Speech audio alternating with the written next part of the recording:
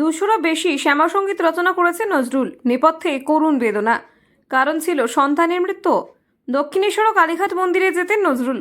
200-ও বেশি শ্যামাসঙ্গীত রচনা করেছিলেন বিদ্রোহী কবি কাজী নজরুল ইসলাম, আর তার নেপথ্যে লুকিয়ে গভীর করুণ বেদনা।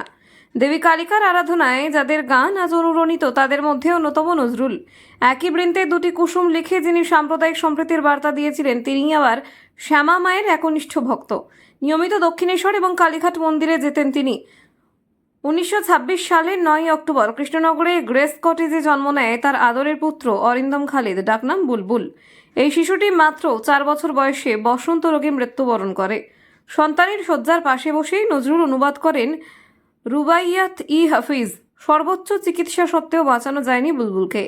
এই শোক কবিকে ভেঙে দেয়। তিনি ঝুঁকে পড়েন আধ্যাত্মিক সাধনায়, যোগ সাধনায় দীক্ষা নেন, আর সেই পথ ধরেই শুরু হয় তার শ্যামাসঙ্গীত রচনা। প্রিয় সন্তানের মৃত্যু শোক থেকে জন্ম নেয় শত শত শ্যামা বন্দনা।